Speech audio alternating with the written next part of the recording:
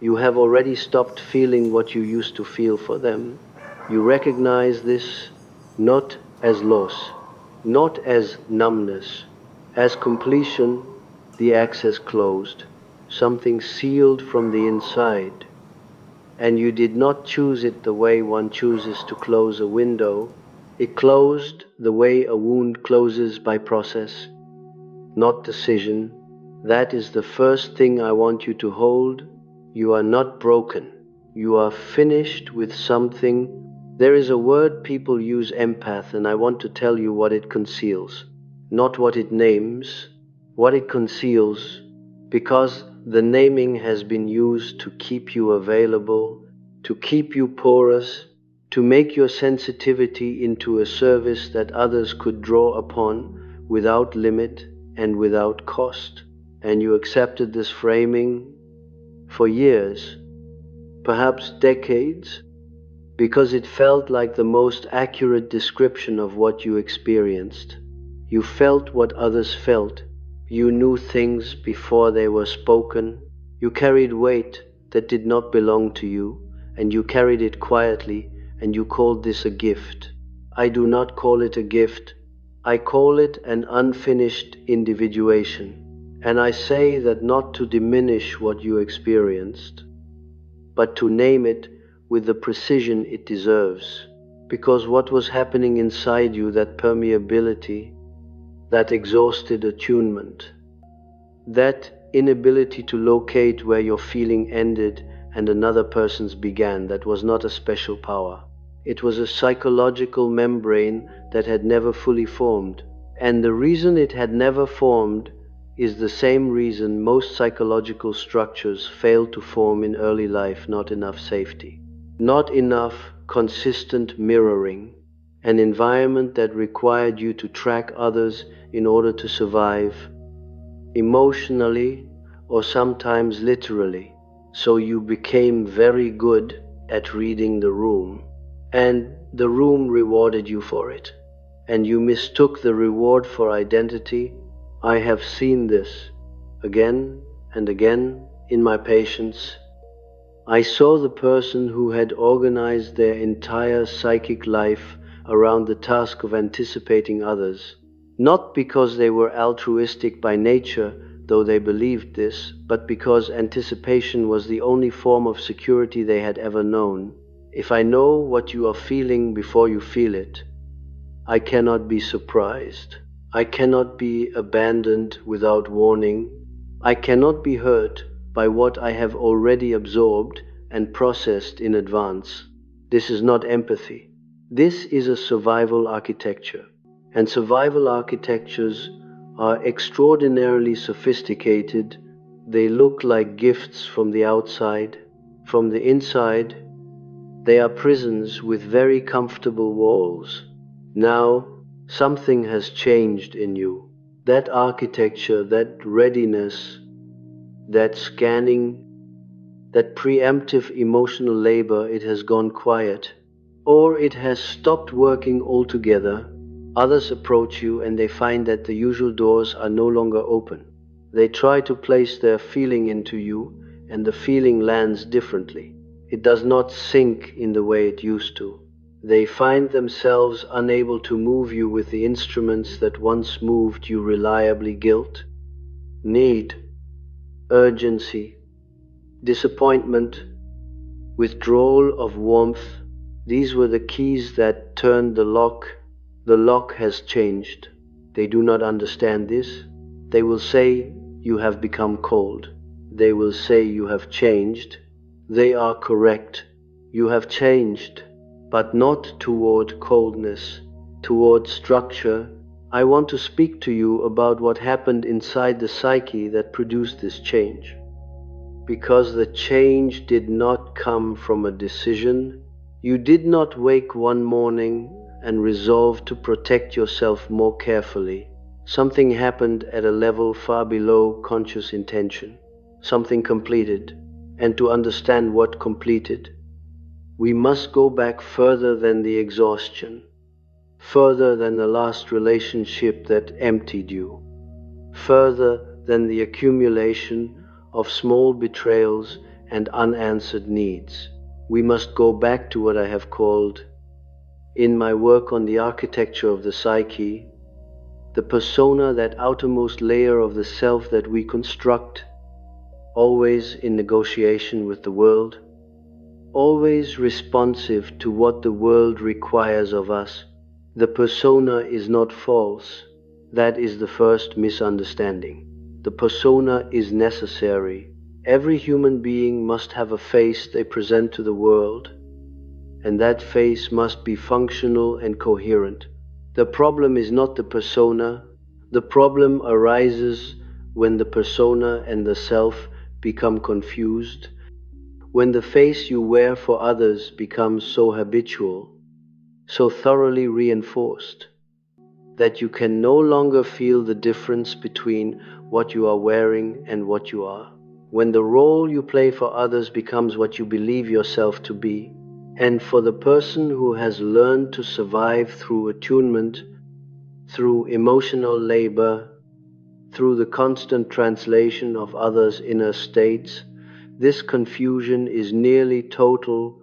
The persona is, I am the one who feels, I am the one who understands, I am the one who holds, and behind that persona, waiting, is a self that has never been permitted to not understand, a self that has never been permitted to withhold, a self that has had no skin. In my work on what I called the relations between the ego and the unconscious, I observed that the dissolution of an over-identified persona is always experienced as loss by others before it is experienced as arrival by the self. The person who steps back from a role they have inhabited for 20 years does not announce this stepping back. There is no declaration. The role simply stops being played.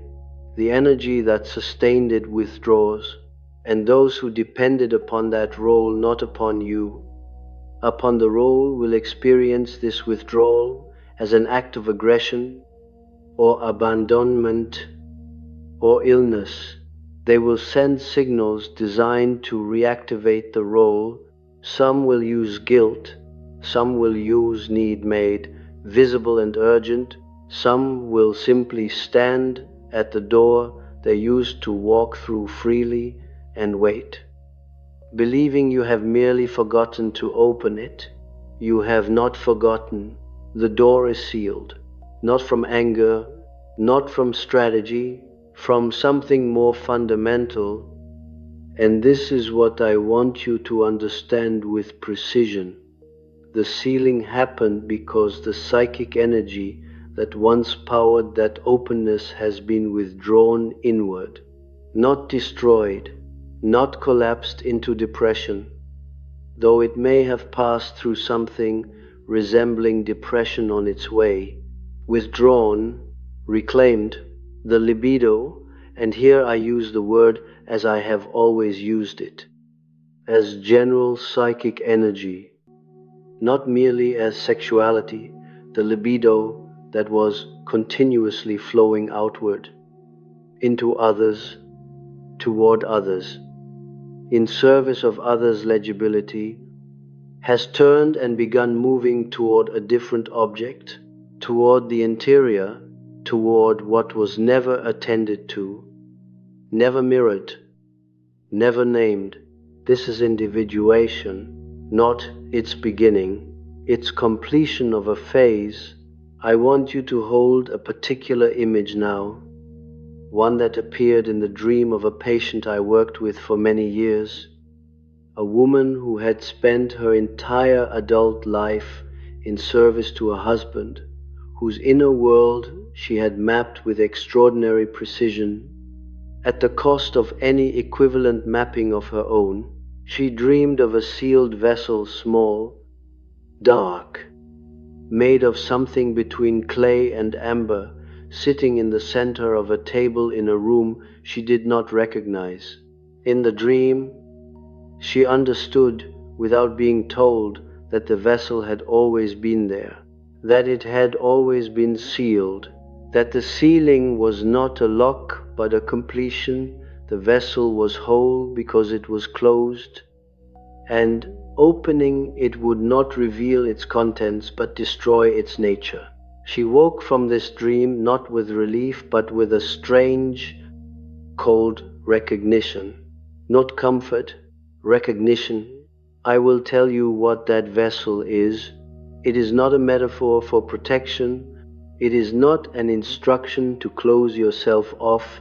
It is an image of the psyche that has reached a stage of self-containment that was not possible before, could not have been possible before, because the conditions that allow for self-containment require the exhaustion and failure of the previous structure.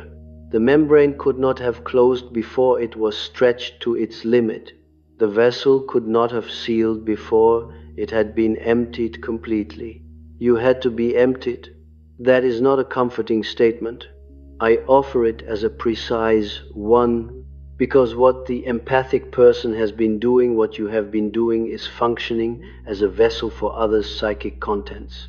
The feelings that others could not metabolize, could not name, could not tolerate in themselves, were placed into you, not always consciously, not always maliciously. The mechanism does not require bad intent. It requires only that you were available and that they were not available, meaning your psychological membrane was permeable. You received what was placed in you. You processed it. You returned it in a form that was usable to them. This is the process I have observed in its various forms across decades of clinical work, the unconscious redistribution of psychic weight toward the person best equipped to bear it. And you were best equipped to bear it because you had been trained from very early to bear it. The training was not announced. There was no explicit instruction, but there was an environment, and that environment communicated through 1,000 small cues, through approval and its withdrawal, through the temperature of attention that your value lay in your permeability, your capacity to feel what others felt, to respond before being asked, to smooth, to absorb, to translate. This was what made you safe to those around you. This was what made you loved, in the form of love that was available to you, and you loved them back. That is the complication. The original attunement was not only strategic, there was real feeling in it. There was genuine care, but genuine care and survival architecture can occupy the same behavior simultaneously. This is not hypocrisy, this is layering. The behavior was real, and the care was real, and the fear underneath the care was also real. And none of these truths cancels the others. What has completed inside you is the willingness to allow those layers to continue collapsing into one another without distinction. The care remains, the fear has been seen, the architecture has been recognized, and recognition in the psyche is not neutral. Once a structure is seen, clearly named, followed to its origin, understood as constructed rather than inherent, it begins to lose its automatic authority. It does not disappear, but it no longer operates without your awareness. And the moment it requires your awareness to operate, the moment it demands that you consciously choose to open the door, most people find that they do not choose to, not because they are angry, not because they have decided to punish anyone, because they are, for the first time, attending to something else. The severed root does not die immediately. It continues for a time to move as though still attached, old patterns of scanning surface, old reflexes toward the other's discomfort fire before you can name them. You feel the pull toward the familiar labor, toward the reading, the anticipating, the absorbing, But there is a delay now where there was once immediacy, and in that delay, something new is occurring, a question, not a conscious question, a psychic one. Is this mine? Is this weight mine to carry? And increasingly, the answer that returns from the interior is, it is not. This is where those around you begin to experience you differently, because you are not performing the labor, even when the cues are present that once reliably activated it. They place weight, and the weight is not received. They display need, and the need is witnessed but not absorbed. They project feeling, and the feeling bounces, or lands softly and does not sink. And they feel this, even if they cannot name it. They feel the vessel sealed. And this terrifies them, not because they are cruel, because you were, for many of them, the primary mechanism by which their inner life was made bearable. Without your permeability, they must metabolize their own contents. They must feel what they feel without the relief of someone feeling it with them. For them, instead of them, they are not ready for this, and their unreadiness will express itself as accusation. You have changed, you have become cold, you have abandoned them, you are selfish now, you are not who you were. They are correct that you are not who you were. The amber hardens, that is its nature. Amber is not stone from the beginning.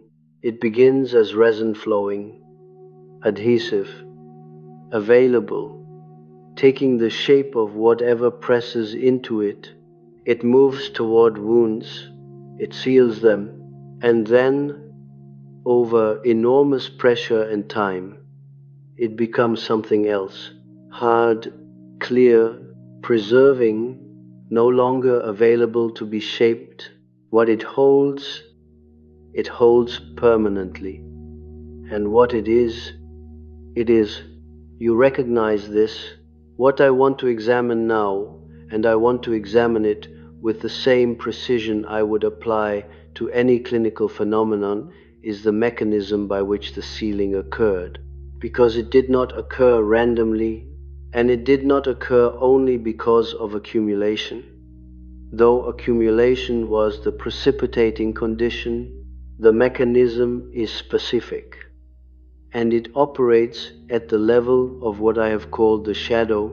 The shadow, you know the word, perhaps you have encountered it in the popular translations of my work, where it is most often described as the dark side, the repressed, the part of the self that civilization requires us to hide. This description is not wrong, but it is incomplete in a way that matters enormously for what we are examining here.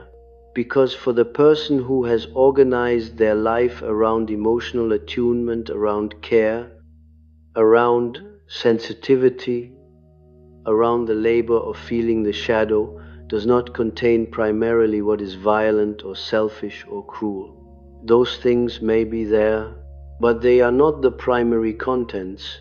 The primary shadow content of the empath is anger, not rage, not the dramatic, explosive kind that announces itself and demands attention. I mean the quiet, structural anger that accumulates over years of unreciprocated emotional labor. The anger at being needed without being known. The anger at having your permeability treated as an inexhaustible resource. The anger at the assumption never spoken, never examined, that you will absorb. Again, what others cannot tolerate in themselves. This anger was placed into shadow not because it was shameful in any universal sense, but because, in the environment that shaped you, its expression was too dangerous. Anger in the attuned child, in the sensitized person, carried consequences. It disrupted the arrangement upon which safety depended, so it went underground. And underground is not the same as gone. In my work on the structure of the psyche, I observed consistently that what is placed into shadow does not dissolve. It consolidates, it organizes, it waits with a patience that conscious life cannot sustain.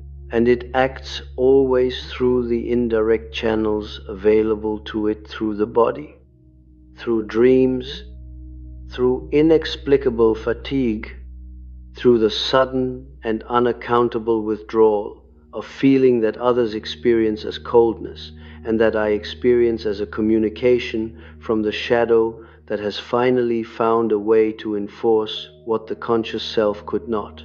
The emotional access you withdrew, the permeability that closed this was not, at the deepest level, a decision made by your ego. Your ego, in fact, resisted it.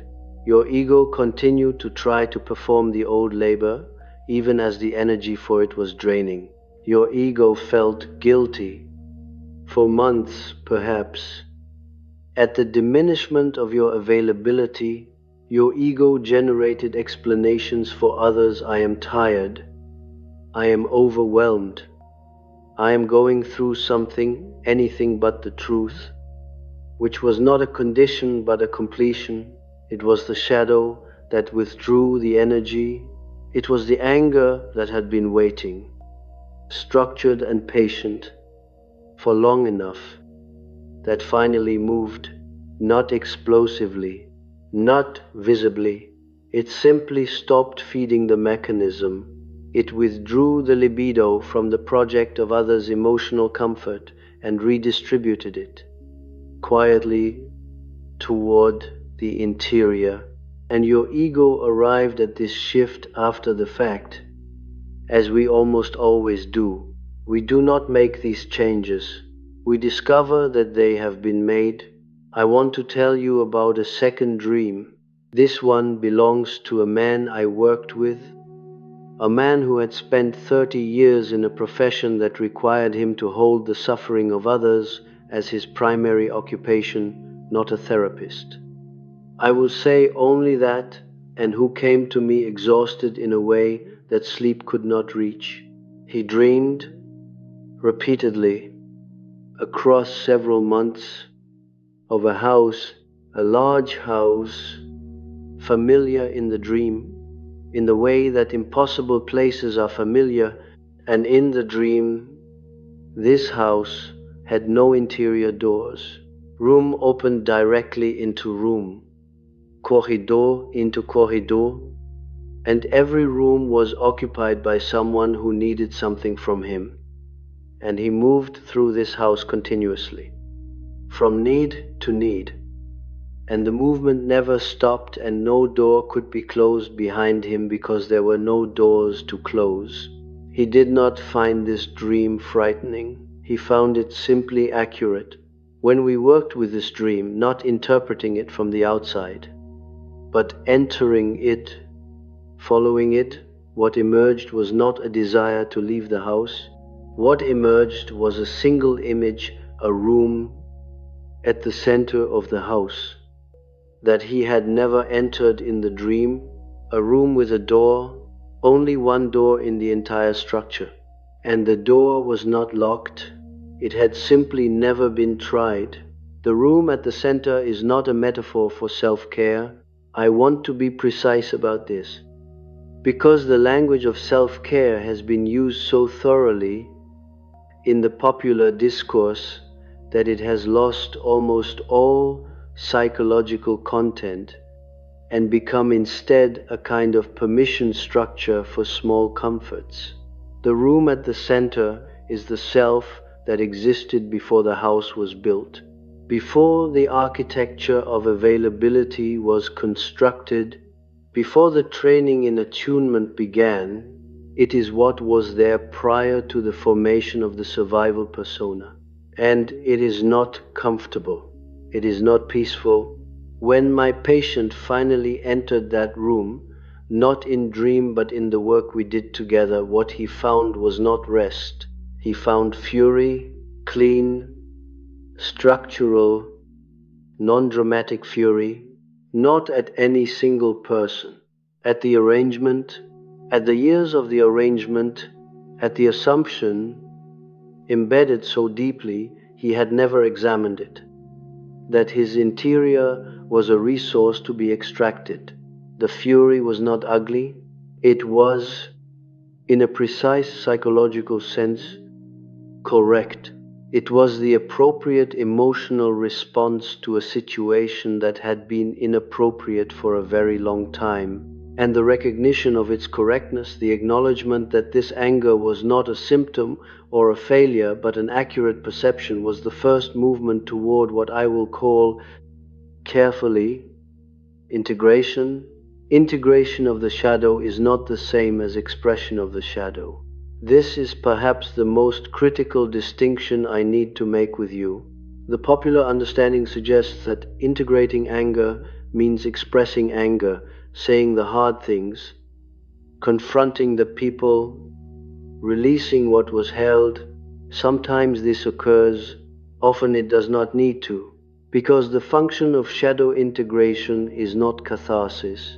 It is structural. When the anger that has been living underground is acknowledged by the ego, with full recognition of its validity, it does not need to erupt, it needs only to be included, to be named as part of you, to be recognized as a legitimate response to legitimate conditions.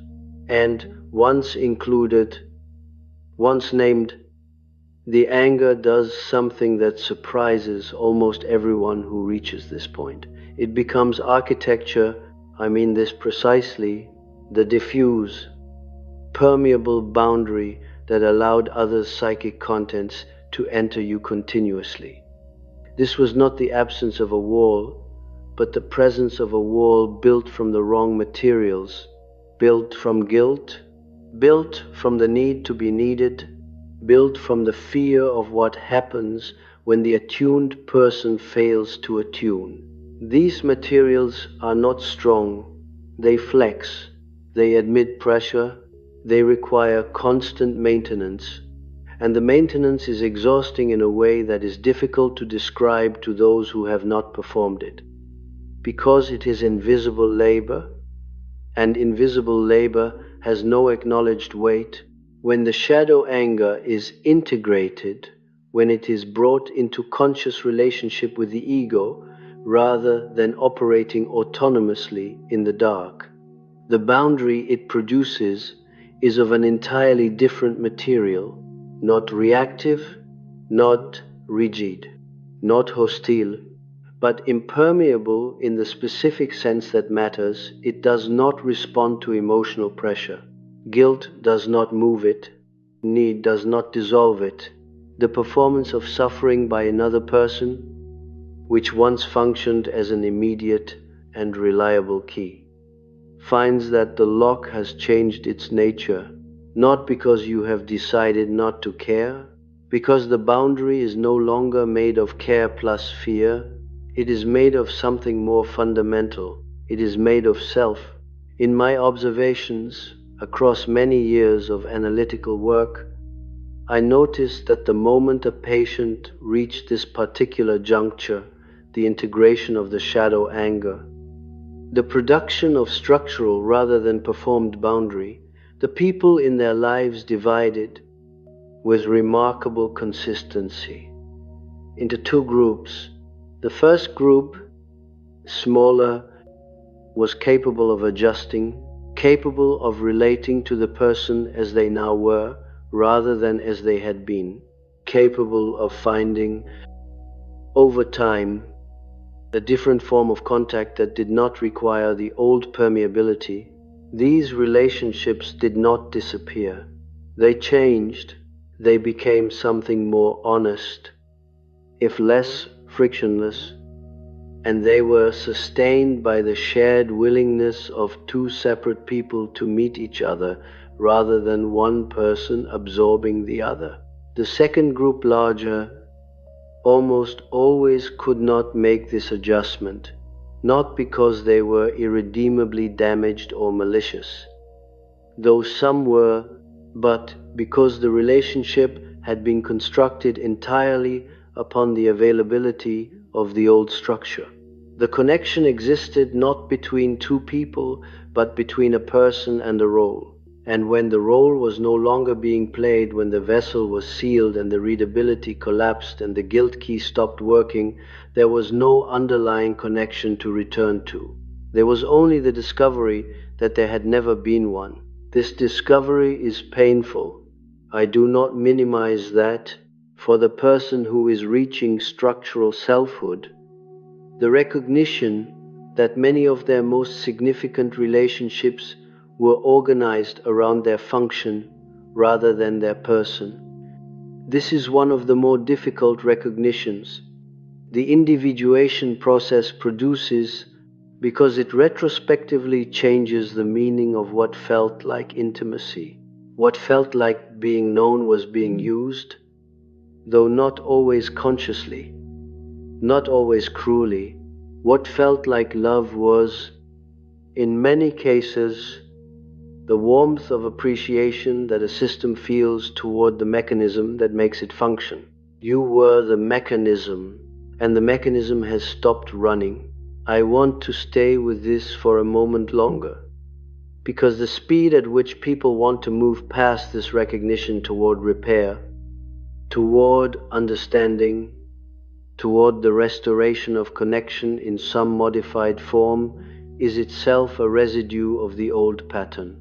The attuned person, even in the midst of their own transformation, will feel the pull toward making others comfortable with what has occurred, toward softening the change, toward providing an explanation that allows others to understand and therefore to forgive and therefore to re-establish contact. Do not move past it quickly.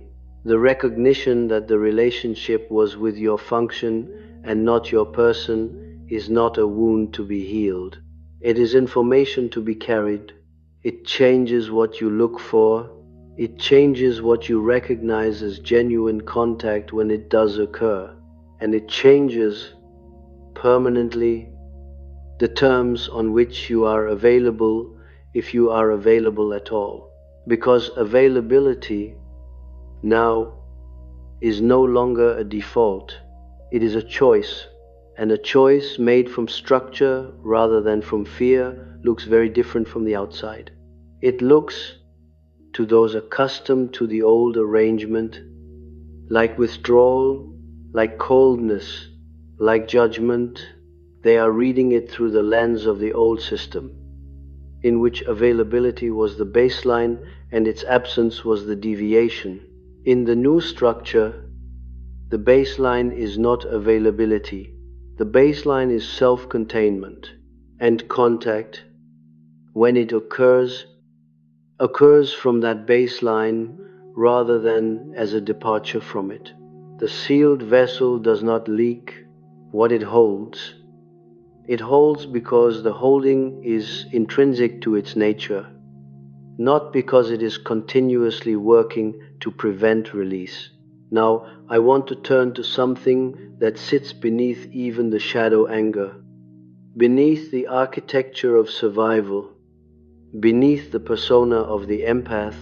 I want to turn to what I would call the original wound, not as metaphor, but as a specific psychic event that I have identified in various forms across the full range of what we are calling the empathic adaptation. The original wound is this: you were, at some early and critical period, too legible to someone who was not legible to you in return. I want to be very precise about this. It is not simply that you were sensitive, or that you were hurt, or that your needs were unmet, though all of these may be true. The specific wound I am identifying is the asymmetry of legibility. You were read, your inner states were perceived, tracked, responded to, but in service of the other person's regulation, not your own. Your feelings were information that someone else used to manage their own emotional environment, and you, receiving none of equivalent attunement in return, were left not knowing what you felt in any stable way, only knowing what the other needed you to feel or not feel. For their comfort, this is how the membrane fails to form, not through neglect alone, through a specific kind of intrusion that wears the face of attunement, because the person who was tracking you was not indifferent to you, they were exquisitely attentive, but the attentiveness moved in one direction only, and its purpose was extraction, not recognition. And a child or any person in a position of profound dependency cannot easily distinguish between being seen and being used for sight. Both involve attention, both feel, initially, like presence. The difference is only apparent later. In the chronic exhaustion, in the inability to locate one's own feeling without first checking whether it is permissible. In the reflex, so deeply embedded it feels instinctual, to scan the other person's face before deciding what one feels. This is what you were trained to do, not by malice, by a system that required it. And the severed root, that image I want to carry with us, the severed root is precisely this original connection. The connection between your feeling and that system's requirement of your feeling. When the root severs, and it severs, always, through the accumulation of a specific kind of fatigue, you do not simply lose the connection to the other, you lose, temporarily, the ability to feel much at all, because so much of what you experienced as your feeling was actually the feeling the system required of you. Remove the system's requirement, and there is a period of startling interior silence, not peace, silence, an absence of the familiar noise of attunement, an emptiness where the scanning used to be. This silence frightens people. It has been described to me by patients at this precise juncture as depression, as dissociation, as a loss of self. I understand why they use these terms. The absence of the familiar feels from the inside like a pathology, but I want to be clear with you, this silence is not illness.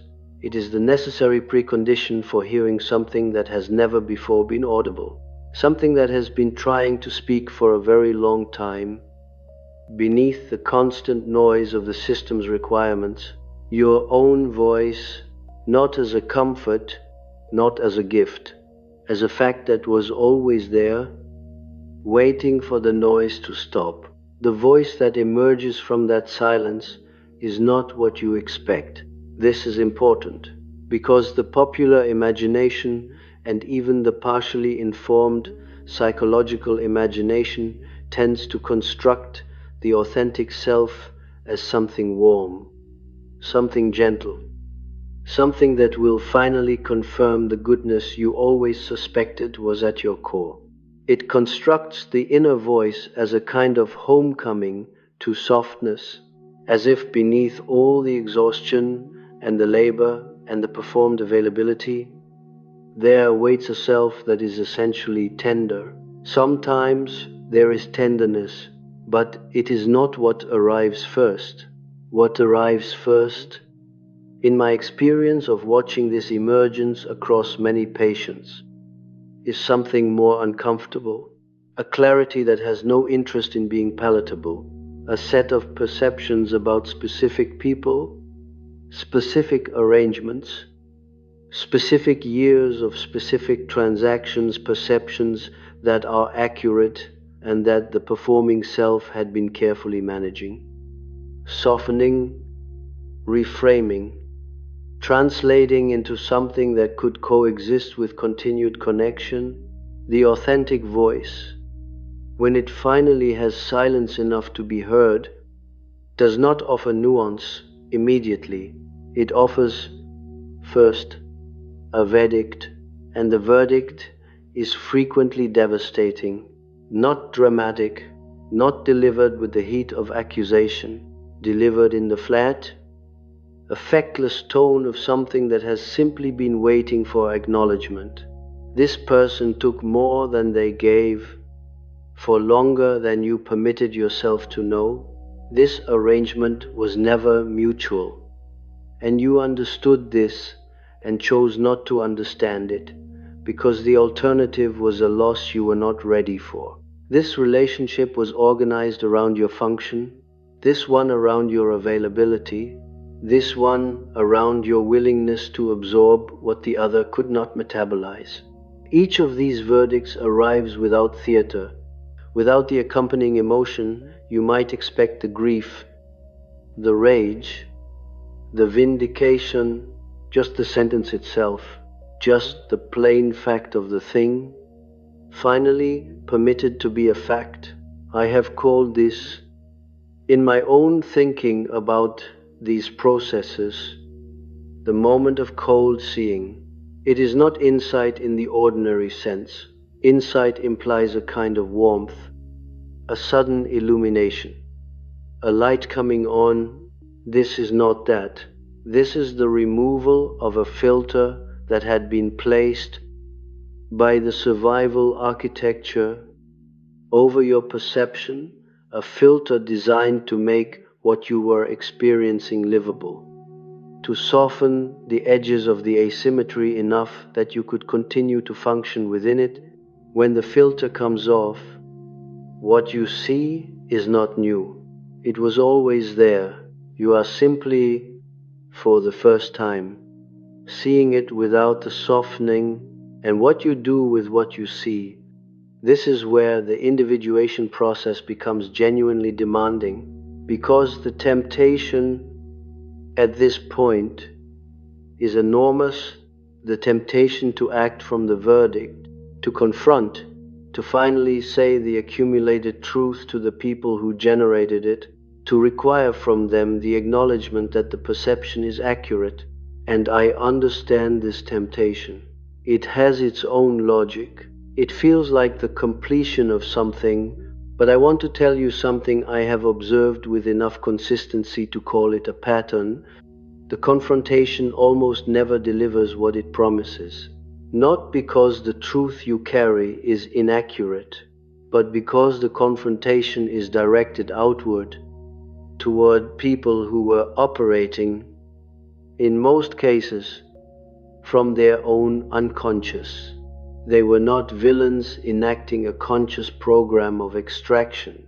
They were people with their own unresolved shadows, their own deficits of self-containment, who found in you a mechanism that worked and used it for as long as it was available. Confronting them requires that they be capable of the same cold seeing you have reached, and they have not reached it. They are not, in most cases, anywhere near it. What you will receive, if you seek acknowledgement from them, is defense or counter-accusation or the performance of wound, because the person who has organized their relational life around someone else's permeability will, when that permeability is withdrawn, experience themselves as the injured party.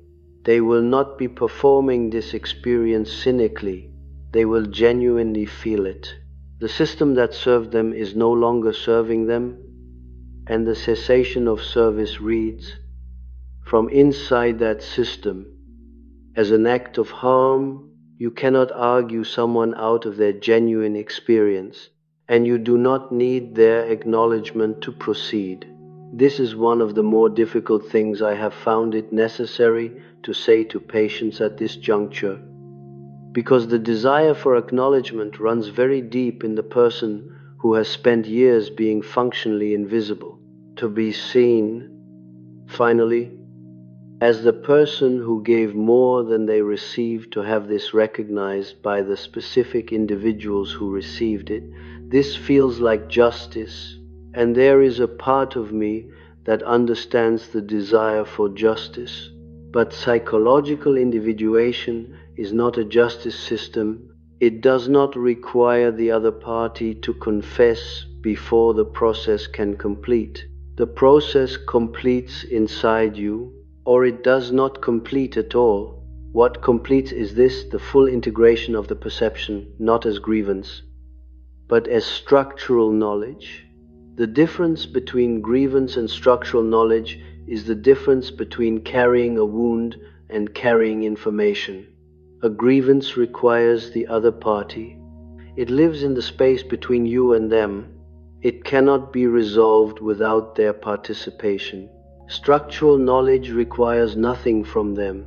It simply becomes part of how you navigate from this point forward. It changes the terms on which you engage, not because you have decided to punish or withhold, but because you now know something you did not permit yourself to know before. And knowledge, once admitted, cannot be made not to matter.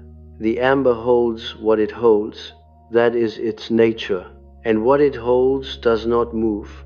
I want to turn now to the archetypal dimension of what we have been describing, because I do not think the full weight of this transformation can be understood without it. What we have been calling the empath, this person organized around attunement, permeability, the absorption of others' psychic contents. This is not merely a psychological type produced by childhood conditioning. It carries an archetypal charge. It participates in a pattern far older than any individual history. In my work on the archetypes and the collective unconscious, I identified a series of figures that appear repeatedly across cultures, across mythological traditions, across the dreams and fantasies of individuals with no conscious knowledge of those traditions. Among these figures is one I want to name with care, because it is frequently misidentified in the popular discourse. The figure I am thinking of is not the healer, not the wise woman, not even the great mother, though the great mother's field is adjacent to it. The figure is older and less comfortable than any of these. It is the figure I would call, for our purposes, the permeable one, the being whose psychic skin is, by nature or by function, open to the collective, the one who receives what others cannot hold. This figure appears in shamanic traditions as the one who takes on the illness of the community. In mythological traditions, as the one whose suffering is structural to the world's functioning, not chosen but assigned, not heroic but necessary. The figure is not worshipped. Precisely, it is used, it is required, and its use is not negotiated or acknowledged. It is simply assumed, the way the functioning of a root system is assumed by everything that grows above ground. The empath, as a psychological type, carries this archetypal charge without necessarily knowing it. And this is what gives the role its strange gravity, its sense of being cosmically appropriate, not merely personally habitual. When you felt in your most exhausted moments that this was simply what you were, that this permeability was your nature and not your conditioning, you were partially correct. You were correct that it carried something larger than personal history. What you were not correct about was that it was therefore fixed, that because it participated in an archetypal pattern, it was therefore your fate. Archetypes are not fates. They are fields. You can stand in a field without being consumed by it. The transformation we have been tracing, the sealing of the vessel, the integration of the shadow anger, the production of structural boundary. This is, at the archetypal level, a specific mythological movement that I have seen enacted again and again in the psyches of people who reach this threshold. It is the movement from the permeable one to what I would call the contained one, not the closed one, not the defended one, the contained, the figure who has internalized the function that was previously performed for the collective and now holds it within rather than distributing it outward. This is not a retreat. I want to be very careful here.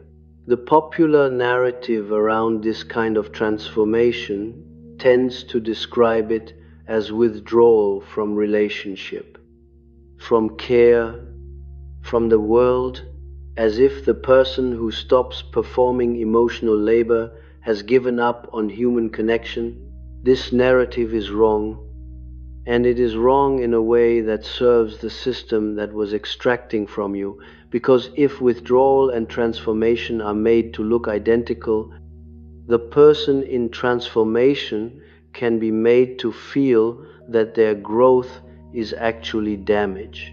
The contained one is not withdrawn. The contained one is present in a different way, a way that does not require the continuous outflow of psychic energy to sustain, a presence that can be stable because it is not dependent on the other state for its own regulation.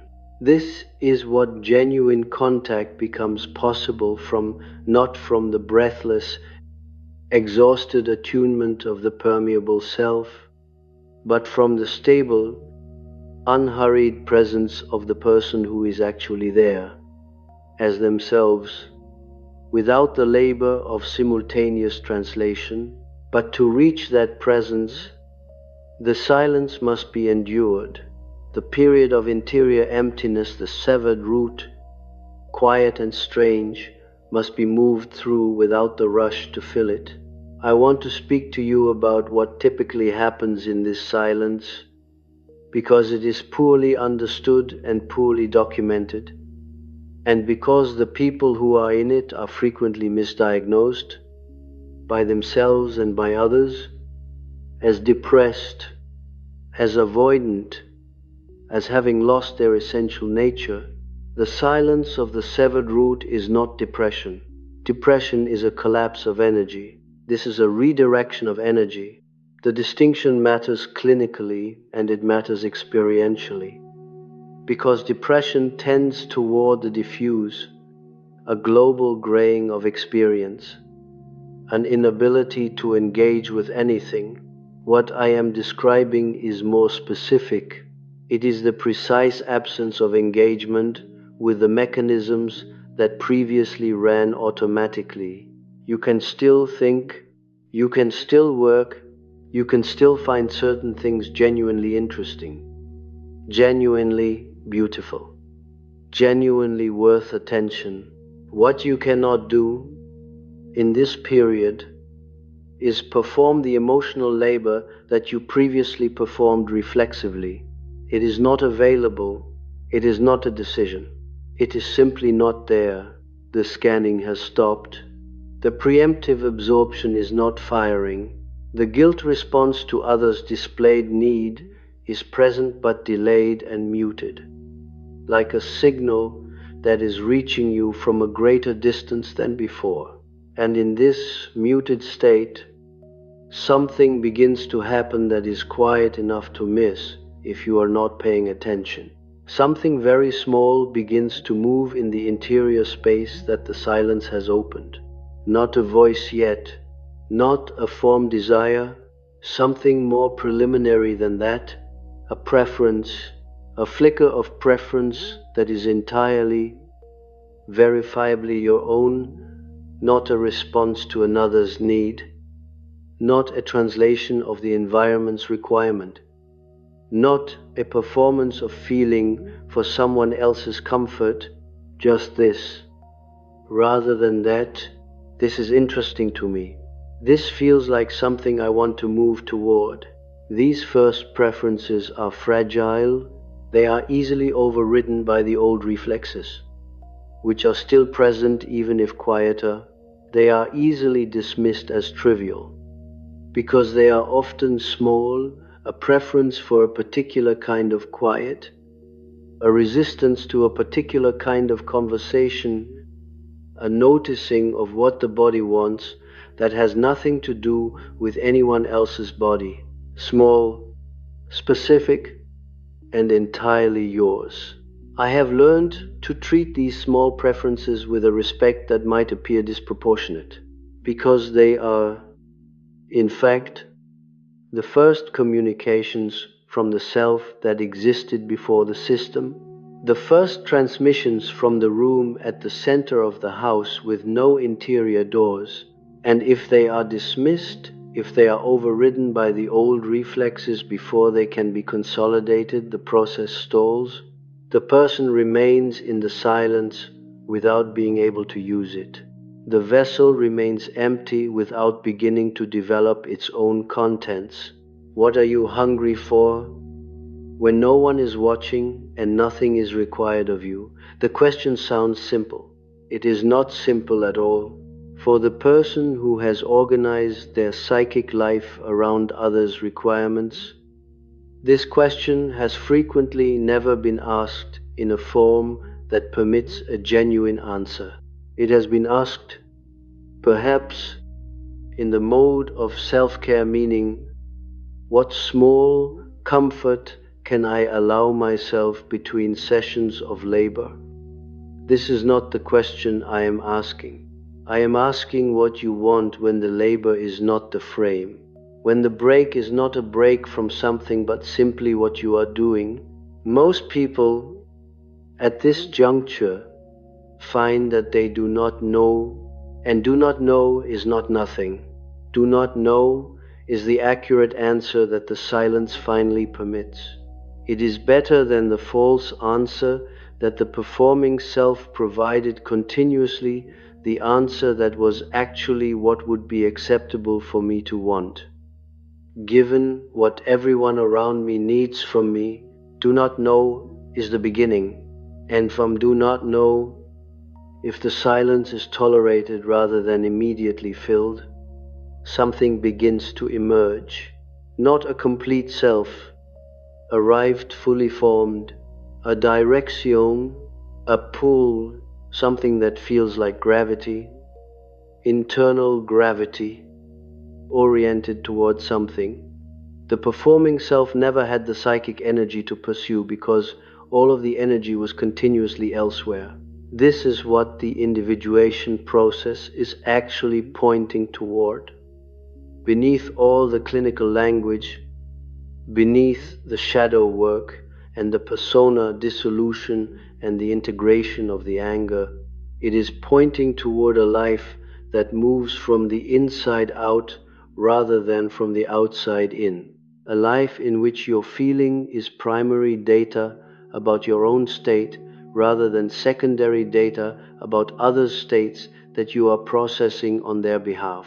A life in which your boundaries are not constructed through the effortful resistance of guilt, but through the simple, structural fact that you know what you are and you know what you are not, and the two things do not require constant renegotiation under pressure.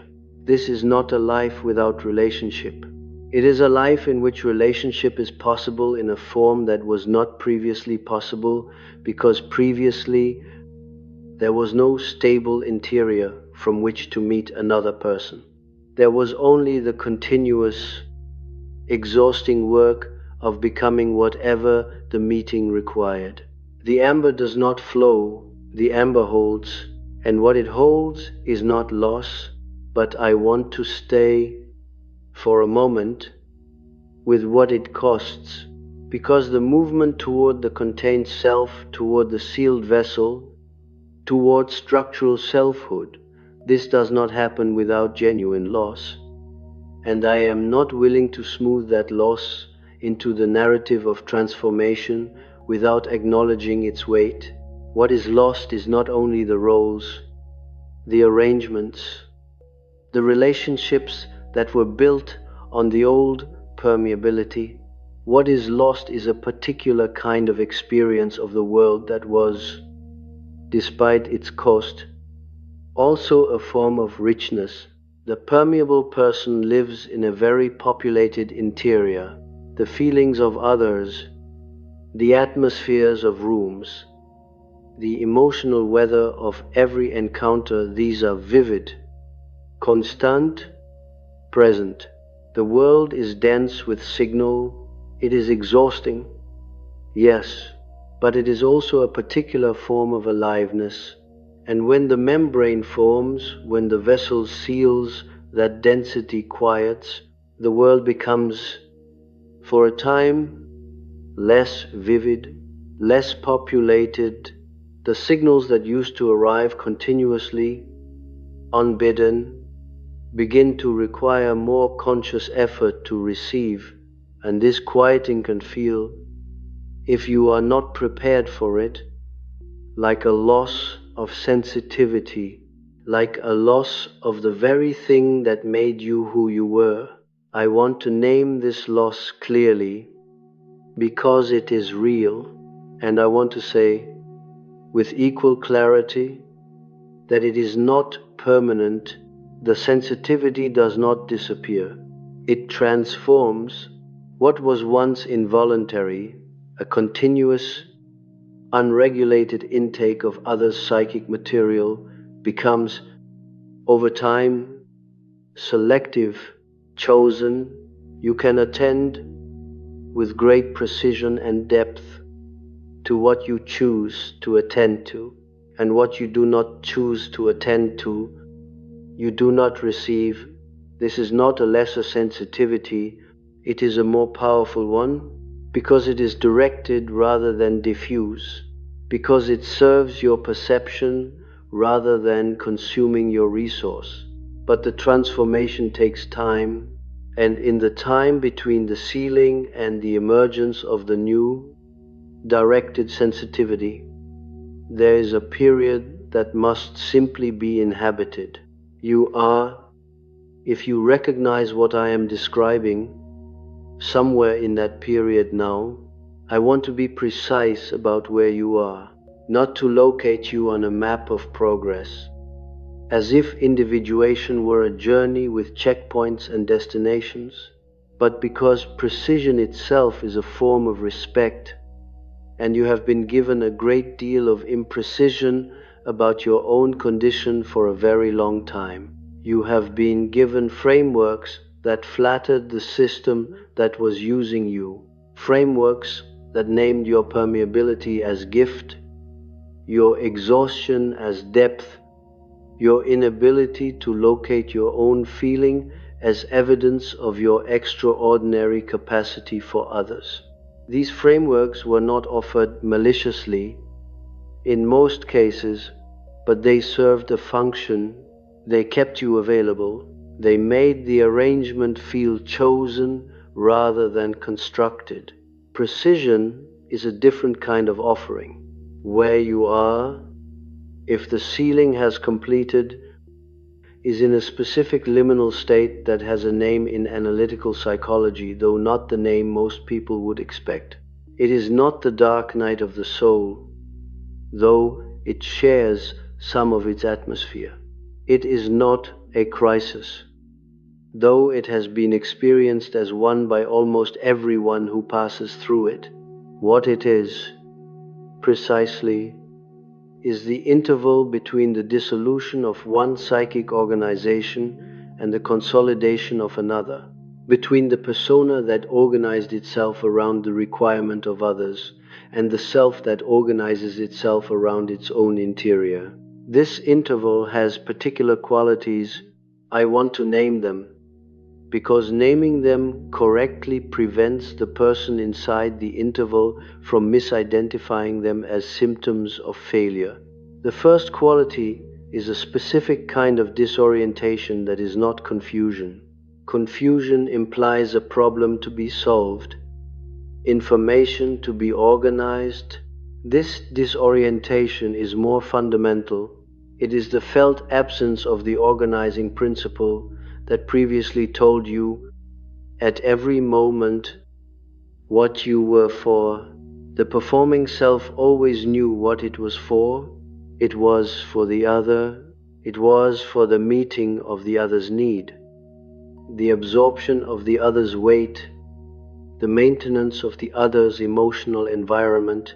Remove that organizing principle and the question of what you are for what you are moving toward. What you are in service of becomes genuinely open in a way it has perhaps never been before. And open, when you are accustomed to a closed and functional system, feels like lost. It is not lost, it is open. The distinction is structural, not merely semantic. Lost implies a correct location that has been departed from. Open implies a space in which location has not yet been determined. These are not the same experience, though they can feel identical from the inside. The second quality of this interval is what I would call the unreliability of the emotional signal. For the person organized around attunement, emotion has always functioned as information about the external world, about what others are feeling, what the room requires, what response the situation demands. When the orientation shifts inward, the emotional signal does not immediately recalibrate. It continues, for a time, to fire in response to external cues. You feel the pull of guilt when someone displays need. You feel the familiar anxiety when a room is charged with unspoken feeling, but the signal no longer connects automatically to action. There is the feeling, and then there is a gap, and in the gap is the new question, is this mine? And frequently the answer is, I do not yet know. This unknowing is not failure. It is the beginning of the recalibration. The emotional signal is learning a new function. It is learning to be information about your own interior state rather than a continuous report on the external emotional environment. This learning is not fast. It cannot be accelerated through effort. It requires exactly the kind of patient, unhurried attention that the old system never permitted, because the old system had no patience for anything that was not immediately useful to others. The third quality of this interval is the strange experience of others' attempts to reactivate the old system. This is perhaps the most disorienting quality, because it is social rather than interior. The people who were organized around your permeability do not immediately understand that the system has changed. They continue to operate as though it is still running. They present need in the form that used to produce response. They display distress through the channels that used to be effective. They use guilt in its familiar configurations, the ones that previously, reliably, reopen the access that had briefly closed, and you find that these attempts arrive and do not land. Not because you have decided to resist them, because the mechanism they are targeting is no longer operating. The guilt key is inserted and the lock does not turn. The display of need is received and witnessed, but does not produce the automatic absorption. The withdrawal of warmth, which used to be among the most effective instruments, which used to produce reliably a reaching forward, an anxious repair, a capitulation disguised as care. This withdrawal is now met with something that feels to you like nothing in particular, and feels to them like a wall. You are not performing the wall. You are simply not performing the response, and the absence of performance reads, to those who depended upon it, as active refusal. This is where the accusations begin. And the accusations are worth examining carefully, because they are not arbitrary. They are precise communications about what has been lost from the system. When someone says you have become cold, they are saying, the warmth I depended on is no longer being generated for my use. When they say you have changed, they are saying, the person I built my relational architecture around has altered in a way that makes my architecture unstable. When they say you are selfish now, they are saying you have redirected toward yourself the resources that were previously directed toward me. These statements are, in their own way, accurate. They are just not criticisms, they are descriptions. And what they describe is not your failure. It is their loss of a resource. I want to address something that arises almost universally at this point in the process, a particular form of doubt that is specifically designed by the shadow, by the old system, by the internalized voices of everyone who ever benefited from your permeability, to interrupt the integration before it completes. The doubt takes this form: perhaps I have gone too far, perhaps I have become the thing I feared, perhaps the ceiling is not integration but hardening, not structure but callousness, perhaps the people who say I am cold are correct. And what I am calling growth is actually a retreat into a defended selfishness that I am dressing in psychological language to make it feel noble. This doubt will come. If it has not come yet, it will, and I want to tell you how to distinguish between its two possible meanings, because the doubt can mean two different things and they require different responses. The first meaning, you have genuinely integrated the shadow anger and produced structural selfhood. And the doubt is the old system's final attempt to reactivate the guilt mechanism before it loses its effectiveness entirely. The second meaning, the process has stalled somewhere, and what looks like structural selfhood is actually a defended position, a reaction against the old permeability, rather than a genuine alternative to it. These two things can look identical from the outside. From the inside, they feel different. Genuine structural selfhood is not effortful. It does not require maintenance. It does not require you to remind yourself not to care, not to absorb, not to reach toward others' need. It simply is. The boundary holds not because you are holding it, but because it is structural. It is made of what you actually are rather than what you are trying to become. When you are in genuine structural selfhood, the absence of the old labor is not experienced as restraint.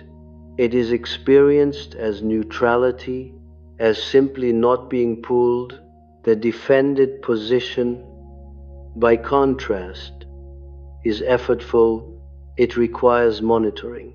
It produces a kind of vigilance, a watching for intrusion, a readiness to reinforce, a subtle hostility toward the possibility of contact.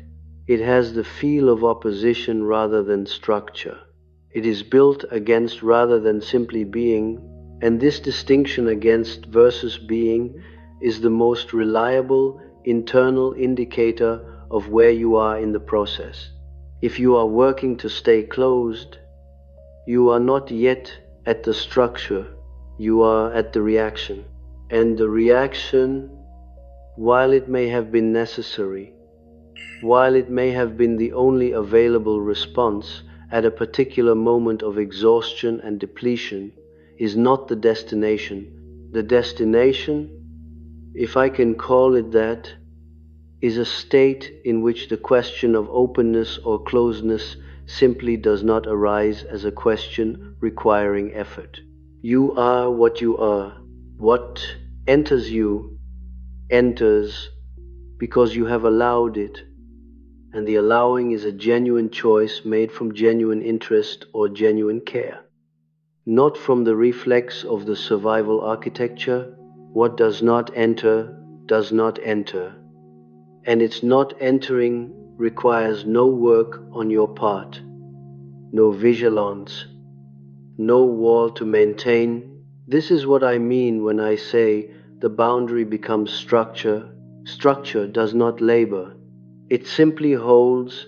Now I want to return to something I mentioned earlier and held in reserve, because I was not ready to address it fully until we had traveled this far together.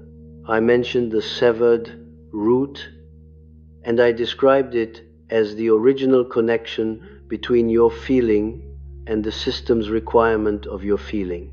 I want to extend that image now, because the severed root is not only a description of loss, it is also a description of what becomes possible after severance.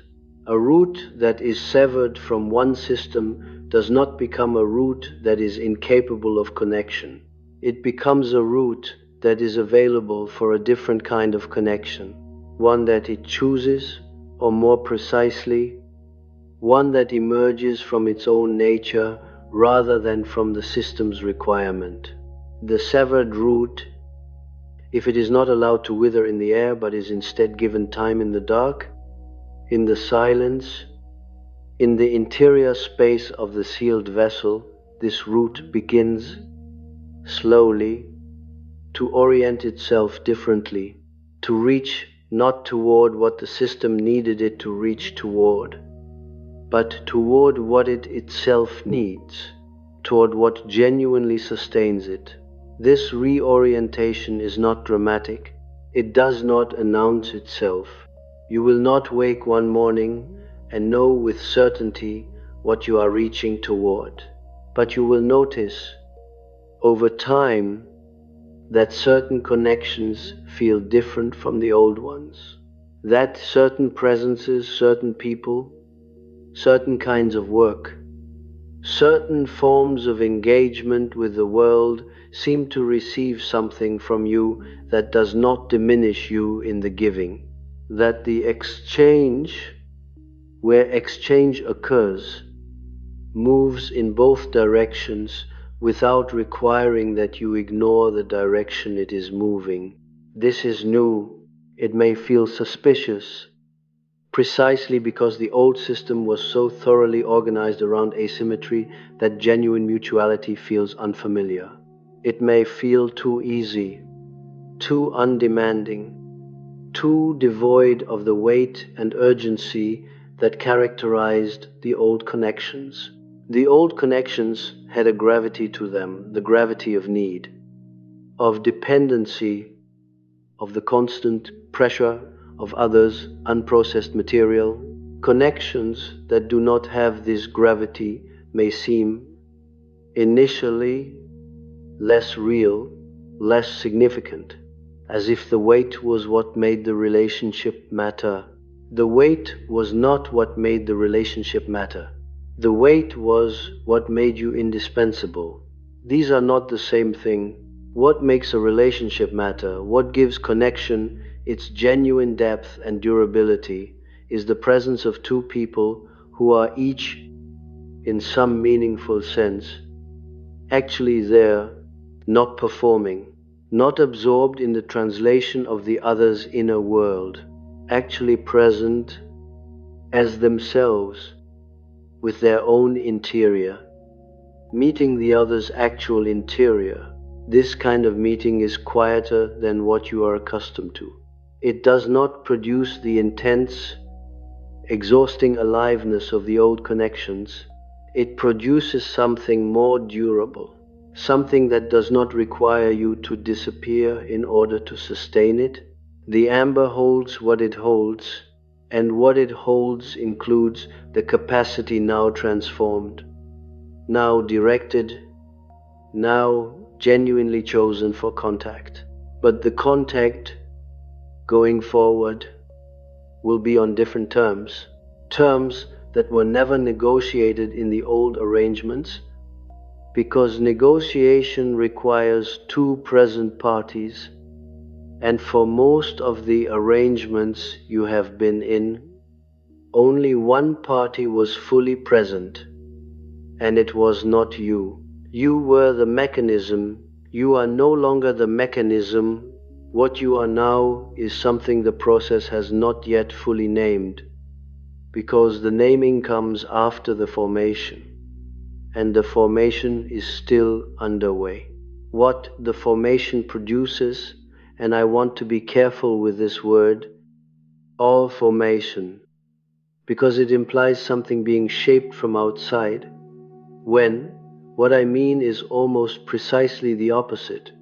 What emerges from the interior silence, from the integrated anger, from the sealed vessel and the severed root, and the long patience of the interval is not a new identity in the sense of a new role to perform. It is something prior to identity, something that exists before the question of how to present oneself to others has been asked, a ground, a substrate, the thing that is there when nothing is being performed and no one is watching, and the old reflexes have gone quiet enough that what remains is simply what you are. I have spent many decades in the presence of this emergence, in the consulting room, across years of analytical work with patients who arrived exhausted by their own usefulness. I have watched this ground appear, and I want to tell you something about it that is rarely said. Because what is rarely said is usually what most requires saying. The ground is not comfortable. This surprises people. They expect that what lies beneath the performing self, beneath the survival architecture, beneath the decades of absorbed weight, will be something restful, something that rewards the endurance of the process with a quality of ease they have never known. And there is, eventually, a form of ease, but it is not what arrives first, and it is not the primary quality of what is found. What is found first is a self that has opinions, hard ones, a self that has preferences that are not gentle, a self that has looked at certain people, certains arrangements, certain years of its own history, and formed conclusions that are not kind and are not going to soften with time. A self that is, in certain respects, fiercer than the performing self ever permitted itself to be, not aggressive, not hostile, but clear in a way that has no interest in being softened for others' comfort. And this fierceness, this clarity that does not apologize for itself, this is the integrated shadow. This is the anger that has been metabolized and transformed not into gentleness but into precision, into the capacity to see without the filter of the survival architecture, into the ability to hold a perception about another person or a situation without immediately working to make that perception less threatening, less certain, less absolute than it actually is. I have called this, in my own thinking, the development of what might be named psychological spine, not rigidity. Spine, the structure that allows the organism to be upright without effort. That holds the orientation without requiring the musculature to continuously compensate. The person who has integrated the shadow anger does not need to work at their clarity. The clarity is simply present, the way a spine is simply present, doing its structural work without demanding attention. And from this spine, from this ground, something becomes possible that was not possible before. A quality of encounter with others that I want to describe carefully because it is easily misunderstood. The person who has reached structural selfhood does not become, as I said earlier, withdrawn from connection, but the quality of their presence changes in a way that others feel before they can name it.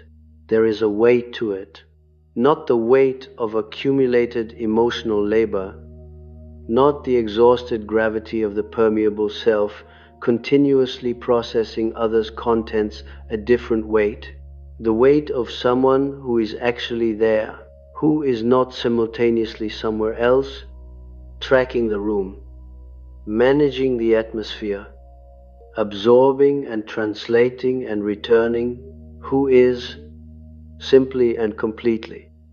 In the encounter, this presence is paradoxically more demanding of others than the old permeability ever was, because the permeable self, for all its exhaustion, it was easy to be with.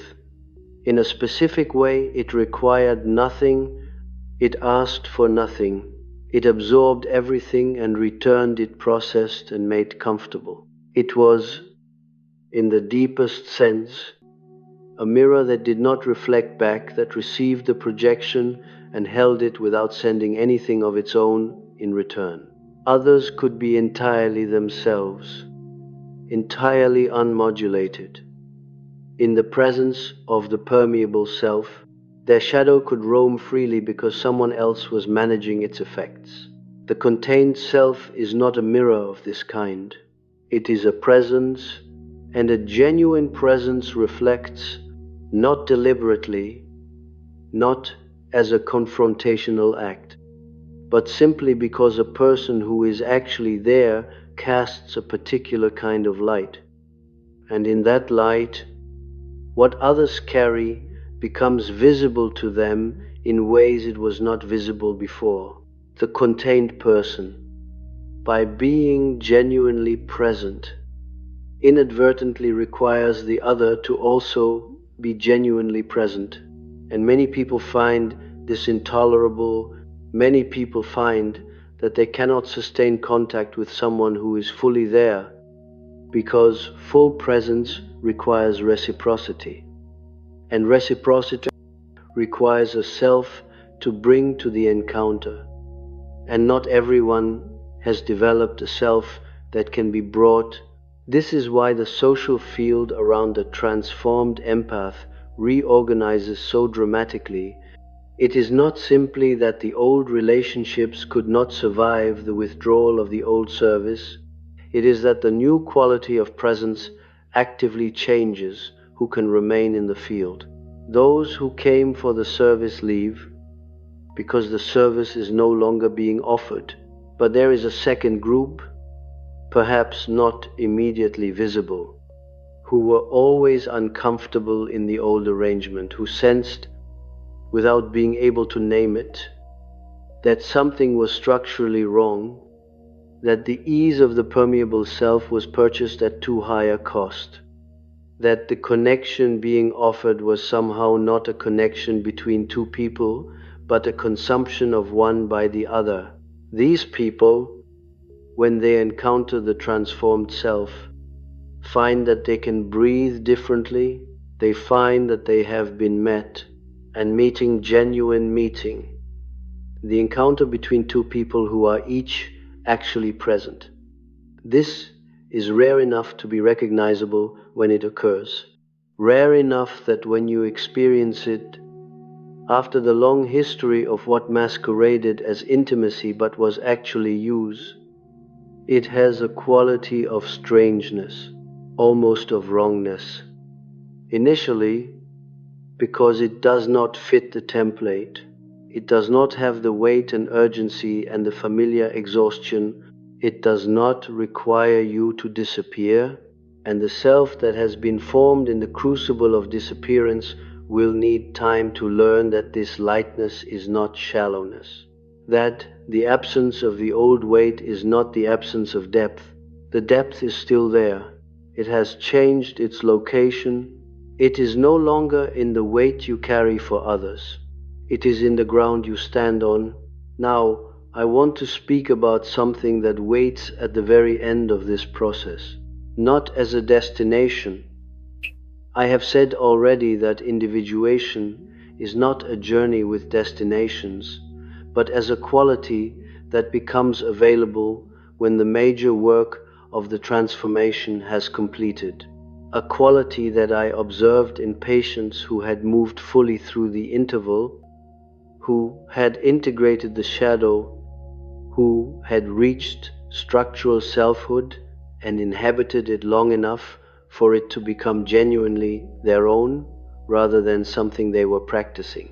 The quality is this a particular relationship to one's own history that I would call, imprecisely but usefully, retrospective completion, the sense that what happened the years of the system, the absorbed weight, the exhausted labor, the asymmetric arrangements was not only damage, was not only subtraction, was also, in a specific and non-sentimental sense, preparation, not in the way that suffering is sometimes said to build character, that framing is too comfort-seeking, too eager to find the lesson that makes the pain acceptable. I mean something more structural than that. I mean that the empath's exhaustive training in the interior lives of others, while it was extracted from them at enormous cost, also produced a quality of perceptual depth that does not dissolve when the permeability resolves. What dissolves is the involuntary, unregulated intake. What remains is the capacity now chosen, now directed, now serving the self's genuine interest rather than the system's requirement to perceive the interior of another person, with a precision that those who were never trained in this way do not possess. The transformed empath sees not as a gift, not as a burden, but as a fact of their perceptual apparatus. They see what others carry. They see the shadow in a face. They see the gap between what is said and what is meant. They see the architecture of a relationship in its first few exchanges. They see, and they are no longer obligated to manage what they see, no longer required to absorb it, process it, return it in a comfortable form. They can simply see it and decide from the ground of structural selfhood what they wish to do with the seeing. This is an extraordinary capacity. I do not use that word carelessly.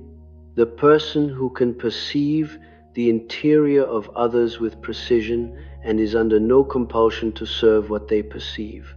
This person is in possession of something that has no simple name in psychology's ordinary vocabulary. It is not merely insight. It is not merely empathy.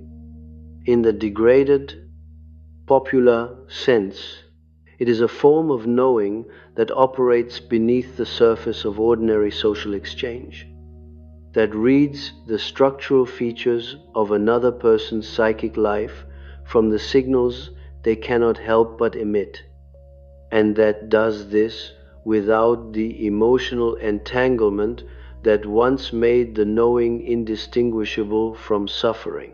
They always knew. What they did not have was the selfhood from which to use the knowing for their own navigation rather than for others' service. Now they have it, and this is where I want to speak about the amber once more, for the last time, because I have carried it with us through this entire lecture and I owe it a final precision. Amber, as you may know, preserves. What enters it, what was caught in it when it was still resin, still flowing, still receiving, is held in a state of suspension that time does not reach. The insect in the amber does not decay, it does not change. It is held in the moment of its capture with a fidelity that no other material produces. The empath has been an accumulator of this kind. Everything that was placed into them, every feeling absorbed, every weight carried, every moment of others' interior life received and processed, this is held, not forgotten, not dissolved by time or by the transformation. Held, and the transformed self, the contained self, the self that has sealed and settled and found its ground. This self carries all of that, not as wound, not as archive of grievance, as depth, as the specific quality of knowing that only comes from having been, for a very long time, the place where others' most unmanageable contents were brought. You know what people carry when they cannot carry it themselves. You know what a system looks like from inside the mechanism. You know what it costs to be continuously available. And you know what it produces in those who are never required to contain themselves because someone else is always containing them. This knowledge is not nothing. It is not a compensation for what was taken, but it is real, and it is yours, and it cannot be extracted from you the way the labor was extracted. The amber holds what it holds, and what it holds now is not others' weight. It is your own accumulated knowing, preserved, precisi, and entirely, finally, in your own possession. I want to stay for these last movements of our time together with what this knowing means for how you will move forward, not as instruction. I have no instruction to offer. An instruction would be a betrayal of everything this process has been, but as observation, as the honest naming of what I have seen in patient after patient who reached this juncture and moved through it and came out on the other side into a life that was recognizably their own. For the first time, what I have seen is this: the transformed empath does not become less caring, they become more precise in their caring. Where before, care was a condition, a default state, an atmospheric quality, available to anyone who entered the field, regardless of what they brought or what they offered. Now care is directed. It moves towards specific people, specific moments, specific genuine needs that the contained self recognizes as worthy of its resource. And because it is directed rather than diffuse, because it is chosen rather than reflexive, it has a quality that the old diffuse care never had. It has weight, real weight, not the weight of absorbed burden, but the weight of something deliberately given by a person who has other options and who has chosen this particular giving in this particular direction for reasons that are genuinely their own. This is what care looks like when it comes from structure rather than from fear. And it is, I have found, far more sustaining for the person who receives it than the old diffuse availability ever was. Because it is real. It is not a function, it is not a service, it is a person, actually there, actually choosing to extend themselves toward you, carrying their own interior with them into the extension. This is what you are becoming capable of, not instead of depth.